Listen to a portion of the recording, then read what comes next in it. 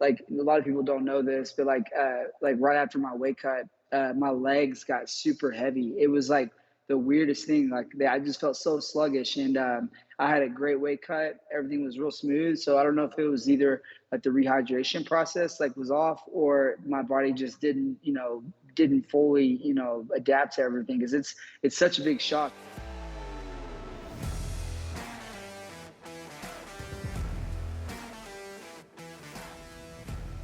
David, March 12th, man, you return back to the octagon, around a 5-month turnaround. Kamuela Kirk is your opponent. Thoughts on him and his Yeah. style? Yeah, I mean, the kid's solid. He definitely has some solid jiu-jitsu, and he doesn't he does a lot. Like I've seen him get taken down a lot, so he does play off his back a little bit.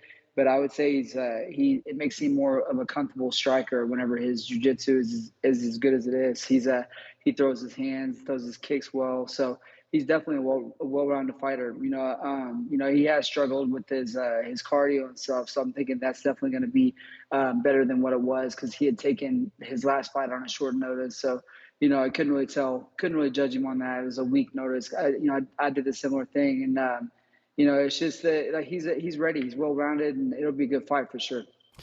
A guy that's comfortable off his back and with yourself and your skills on the ground, man, it must excite you a Yes. little bit more, man, that this guy will Hell yeah. play on the ground with Nah, you. shit. It's no secret. Every fight, like everybody knows me. Like that's my name, like for a reason. Like I love going to the ground. I'll grapple with the best people, and I feel comfortable there. The fight will go there 100% at some point.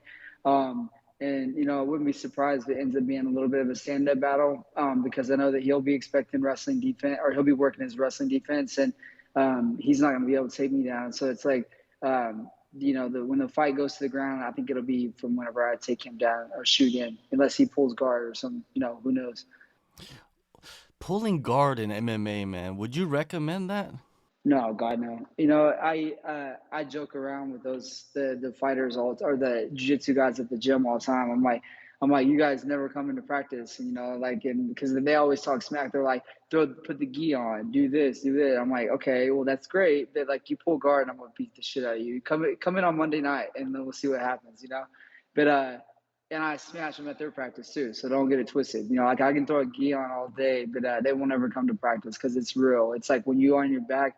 It's not a good idea. Street fighting, like if you ever somehow self-defense had to be on your back, it's not a good place to be. You want to be holding the person in as tight as you can, and when you get that chance to escape, you want to go. You don't want to sit on your back for sure.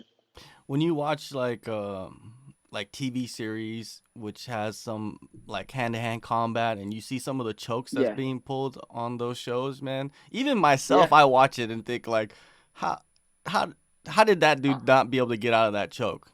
See, and I feel like they really need to get someone in there that like kind of knows what they're doing, and like because like a lot of the moves are like legit submissions, and they would look so flashy, but then they do these like stupid moves, and I'm like, dude, like come on, like it's trash. Or they when they're like when they're punching each other back and forth, and they're taking like these shots that there's nobody like that. Like even Nate Diaz couldn't take this stuff. Like you don't hit people that hard, and like that someone doesn't go down, or like it's just yeah. No, I definitely movie scenes do crack me up, and I definitely am. I'm a hater a little bit sometimes. I'm like, come on, man, Me could have too. done better. Me too, man. If you Yeah. watch the sport, if you're involved in this sport, you watch a movie Hmm. or a TV series or something, and some fight scenes come up, you start to nitpick. You know what I mean? Because that's just natural. 100%. Yeah. Yep. Well, 100%. Yeah. this camp when you started out, it was for Josh Kulabau, and then they switched it Hmm. up. And did they ever give you a reason why they switched up the opponent? Well, so like from what I heard, I didn't really even ask because I really don't care. Like whoever, like if he pulls out the week before the fight or whatever, like I won't be surprised. I'm just like, it's not like it's whatever. Like I'm just there to fight. I'm getting ready for the date, and that's about it. I don't really think about the opponent a whole lot. I definitely get a game plan together with my coach, and we kind of talk about it. But like I don't really, like if someone changes on me last minute, like it's I've been there before. It's not a big deal. But like he somehow it was something with a COVID related issue. Like he had COVID and he couldn't train the way he wanted to, or he had just got COVID and was struggling with it or something like that. But that's what I think what happened. It's kind of what my manager said. And then besides that, I didn't really ask.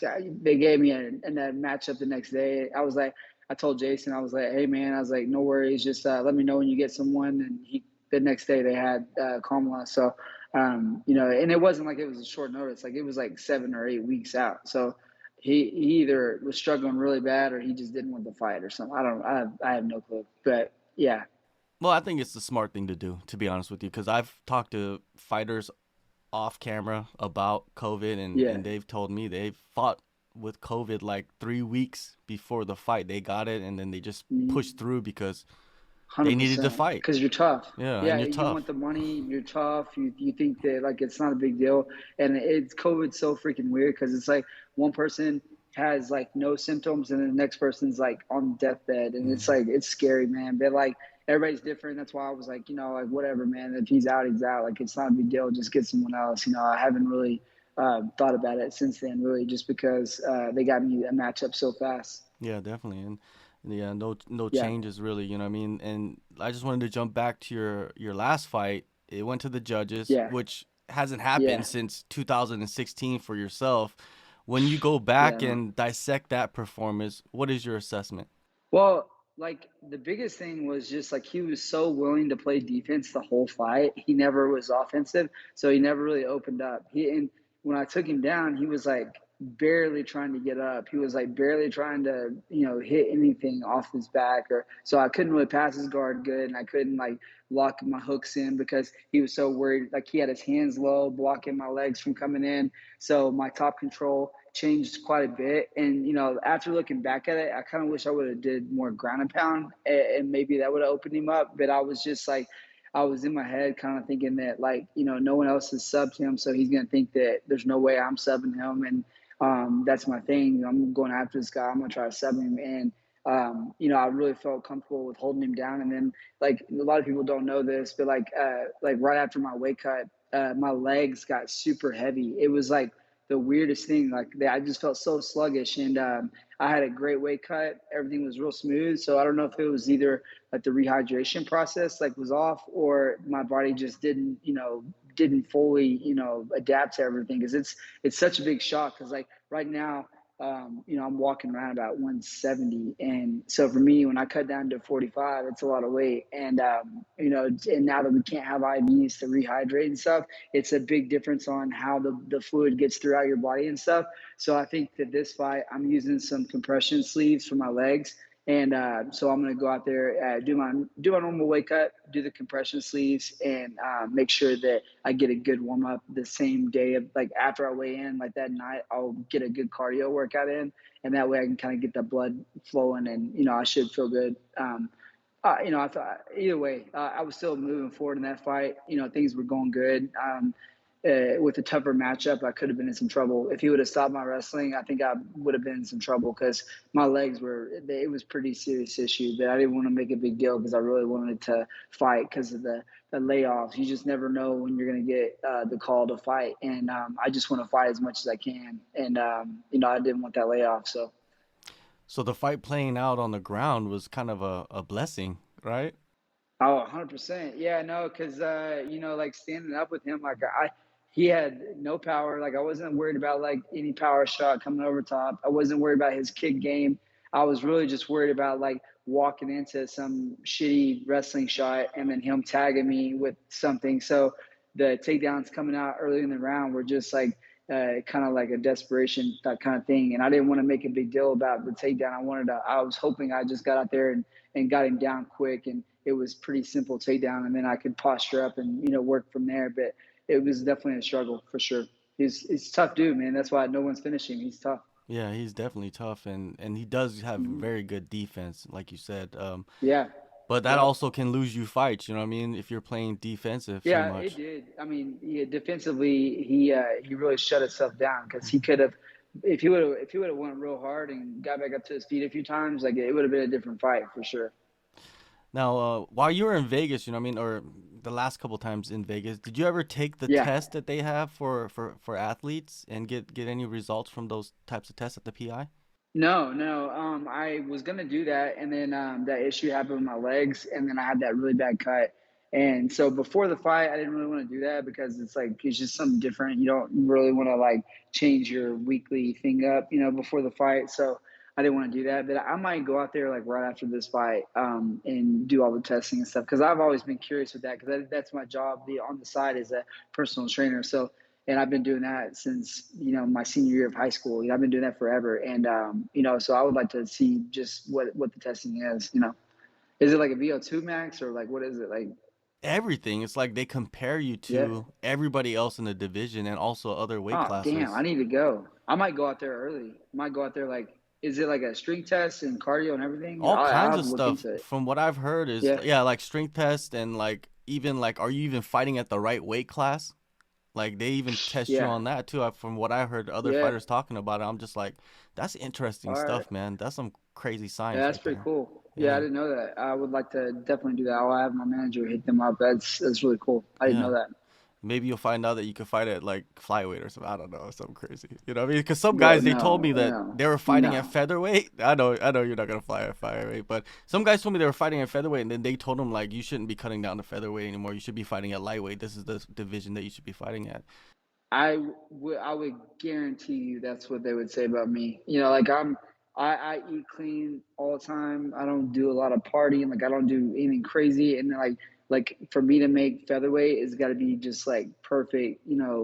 On point because it's like whenever I cut down there, it's like deathbed's like 3 pounds away. Like it's serious weight cut. So and which is it's super annoying. I really hate it. But like I would love to fight at 55. But like we got a couple 55ers at the gym and like they walk in 85, so I'm doing the same thing. If I go up to 55, I'm gonna have to gain, I'm gonna have to gain some weight just so I can actually train with those guys and stuff. So I think if all the fighters got on board and everyone was like, okay, we're done cutting weight, everybody goes up one weight class, no matter what, and then it would be like it'd be good. Or if there was like a mandatory test, but you're talking like crazy money to demand that out of everyone, and there's just no one's gonna do that. Exactly. They took away the IVs, man. I Yep. thought like that was I good know. and bad. You know what I mean? In my opinion. I know. I wish they would left that alone because it's really like I mean, like you can definitely cheat, and everybody's gonna cheat if they really want to cheat. They can cheat. Like there's ways to cheat for sure, and it's kind of it sucks, but like it's part of all athletics, not just MMA. It's every sport. There's someone trying to cheat the system every way, and IVs really do help you in a lot of ways with getting that stuff in and out of your body quickly and making sure that you're, not detected like as fast as possible. It gets in and out quick, and it's kind of scary what they can do with the IVs. But I would love for them to keep it because I definitely was just using the saline, old school, just whatever basic IV. I didn't do the banana pack stuff or the potassium. I didn't mess with any of that. I just did the basic, whatever saline. That was about it. So Yeah, I think most fighters were doing that, and then they were probably really I pissed off know. that they got rid of it. Um, Well, 5 months, man, between fights. It gives you some time to work before heading into a training camp. Anything different you did with that time? I just continued doing what I was doing before that fight. So like that fight with Charles, I was like I knew that I wasn't 100% with my legs being so weird, so I knew I was going to take him down the whole time. But I've been grinding on my stand up, like really, really working my kicks and my hands, like the combinations for takedowns, combinations for just landing my kicks a little better. And so really just I've been, keeping my head down, working on that, and just trying to beg for a fight without having to go crazy on Twitter and say all this crazy stuff. So I'm just trying to be patient for a fight, and I was really working on my stand up. So maybe one day it'll come out. I don't know. Maybe this fight, maybe I can't take this kid down, and we end up standing up the whole time. And I told him, I was like, man, I would love to Forrest Griffin-Stephan Bonnar. I'll be Forrest Griffin. Let's go. Let's get that 100K. But he didn't say anything back. So I was trying to keep it chill, but I want that fight one day. I want to be. Um, I would love to have an exciting fight like that, but it's one of those things where you couldn't make it happen because something would go wrong. So, no secrets in my game plan. I'm definitely looking for a takedown at some point, and if I don't find it, maybe we end up seeing that bloody back and forth fight. We'll see. You're still at Fortis, right? Oh yeah, yeah. I've Okay. been there since it opened. Yeah, I've been Yeah, yeah, there for forever. sure. And yeah, your teammate, man, Steven. Peterson. He's always in those fights. Like every time he goes Dude, out because there. dude, he's got cut like whenever he was younger, he got cut so much that he had the scar tissue. So like you'll pop him with the jab and boom, the blood just comes in out, and like it's like but he's like that guy. He can take the shots too. Like you're like, golly, dude, like stop get like I don't even like hitting him in practice sometimes. I'm like we'll be like third or fourth round. He's for his fight camp, and he's still like just walking in, slugging it out. I'm like, dude, like you've got to stop, man. Like it's crazy because that's how he is. That's how he is at the gym too. But he definitely bleeds like crazy in every fight, and he just walks forward. He just walks through. He just eats the jab and throws whatever he wants. Well, I think that style is great to have as a training partner because if you ever face someone like that, like a zombie, then you're Mm-hmm. ready for that Take his war, ass. like you Then said. you take Yeah. his. Then you take his ass down because if you Hmm. choke someone, they can't breathe and they will tap. So that's what I Yeah. do. Yeah. I'm like, nope, blast double, not doing that. Yeah, Well, how do you see this fight then? You know what I mean? Like you said, you wanted that Stephan Bonnar style fight, but I know, most likely man. that's not gonna happen, right? You're gonna probably That's go to the just me ground. talking big, Yeah. man. That's just me talking big. It's probably not gonna happen, so don't get your hopes up. But if it does, like I did say it first. So if it does happen, like I'll just say I predicted it. But I say I go out there and I'm going to be working forward, and it looks like he kind of works forward, but he also is willing to go to his bag. So besides the guard pull or anything like that, I see me winning the battle with the takedown and getting to his back quickly. And I definitely looking for that finish for sure. For sure. A few more questions, man, before I let you go. Yeah, MMA fans, man, they are the best and they can be the worst. yeah. You were on social media and then you're off of it and now you're back on. What do fans obsess about too much that fighters really don't care about? Um, like the call outs, honestly, like when people, anytime that, like, I mean, the call outs got to be something that's like just massive. And it's kind of annoying whenever, because you have like a program, you have a system where you have a manager, you have a coach, you have teammates, and like everything's on schedule. So, like, people say that you should call someone out and they just had a fight like a couple weeks before that. And so they're not really looking for a fight yet, or they already have a fight booked. So people start like throwing names out and stuff. And then like I would say that like when some like I think that people need to respect the game of jiu-jitsu and wrestling a little more and understand that the process of wrestling and like taking someone down is really freaking hard, and like holding them down is really hard, and it's kind of annoying. But like I do understand it as a fan. Like I like watching the Steven Peterson kind of fight where it's like, oh, this is so crazy. I can't believe these guys aren't going out. It's so cool. But like to be more well rounded as like your knowledge on the sport would be nice to see. Like the everyday average person that doesn't really train at all, I would like to see them like learn some jits or learn some stuff like that, just so they kind of respect it. Because like if you go do a sprint on a football field for 30 yards and then try to wrestle someone when you get there, like you're dead, like you're done. Like there's no way you're taking this guy down. There's no way that you're stopping someone from taking you down. So like in a street fight situation, people should train wrestling and jiu-jitsu just as much as they want to train boxing, because everyone thinks they're so tough with their hands, and then someone takes them down, and then there's nothing there. So like I would say as a fan or as a fighter looking for the fans, I would like to say the knowledge more on the ground to be there. For sure.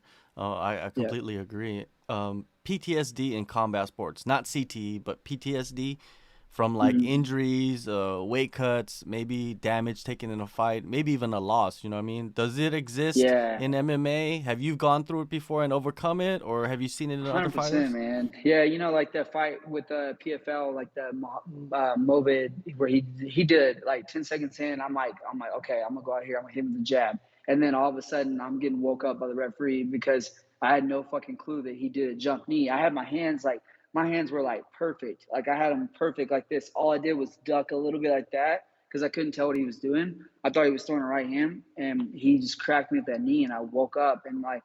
So when you go through a knockout experience, like, and you can't remember seeing how everything played out. It's like, it's kind of scary, And so, that definitely exists. Cause like even with my weight cuts, like you just said that, like with the weight cut, like, I don't know that last time I did my weight cut, I had a great weight cut, and my weight was here. And right now I'm 3 pounds less than that. So I'm hoping that I have a better weight cut. But then one time I was actually lighter than what I am now. And I went to go cut the weight, and the last like 3 pounds, like I thought I was literally gonna die in the sauna, like thinking I was dying, when I had 3 pounds left. So like, you definitely, you go through that cycle. You definitely, think about things like that happen to you, and it's very scary. But like, like it's like the control. It's like you only have control over so little of what you can perform with, and that's like you have control over how hard you're working in practice, who you're working with, and like you have the ability to like how you think about things. So I think like if you calmly think about your weight cut and you really break it down, that helps. And then if you go out there and really think about your game plan, it'll help you from not making the same mistake going into the next fight. So like you can't overthink it, but you got to remember it for sure. And it's healthy to think about those things every once in a while, but you can't just shut them out completely, because they'll be there forever for sure. One last thing, Kevin Lee, he got cut by the UFC, gets signed by Eagle FC. He's getting paid in crypto. What is your take on cryptocurrency, and would you ever consider getting paid in crypto? Hell yeah. I don't know a damn thing about any of this stuff. I just know that like, this is one of those things where people are going to be like, oh my God, I wish I would have bought Bitcoin. And like, you've already seen it play out. Like I remember like in 2013, when I bought Bitcoin for the first time, I was like, oh my God, what am I doing? I just put $200 in this, and I was like spazzing out. I pulled it out one time. I pulled all the money out because it went up like $50. I was like, oh my, that's so cool, And so like I pulled it out, and then it went up like I would have made like 2,000, and then so I put the money back in, and then it went down like crazy. And then so I learned early on that it's such a crazy market, because everyone doesn't fully understand it, and so they put their money in, and it's like they're getting fake money back when they pull it out. It's like you're stealing or something. It's so weird how it is, because it's just so new. And now that I've been in the game for a little while, I'm all in for getting paid in crypto. And, it's like, I've definitely jumped on board with a handful of tokens and lost some money, but I never put any more money in there than what I would do if I was drinking every day, or if I was like, if you think about like cigarettes, or if you think about something like a bad habit like that, if you're spending our coffee every day, if you're spending $5 to $10 a day on these bad things, if you put $5 to $10 in crypto, and if you just don't touch it, put it in your Coinbase or put it in whatever you use, like your wallet, just put it in there and leave it alone. Like, it's crazy what happens. It really, like, if you just throw 10, $15 in there every time you get a chance, it's really cool. And that's kind of what I've done. I haven't really ever spent more money than what I would be okay with losing. It's like no different than a scratch off ticket or whatever. So I definitely would be cool with getting paid in crypto. Like, I do like getting the cash, but it is what it is. It all comes back around. So it's pretty cool. Definitely, man. Well, March 12th, man, UFC Fight Night, Las Vegas. Damon, you're back in action. Appreciate the time, man. Good luck on the rest of the camp and the fight. I appreciate it, man. Thank you.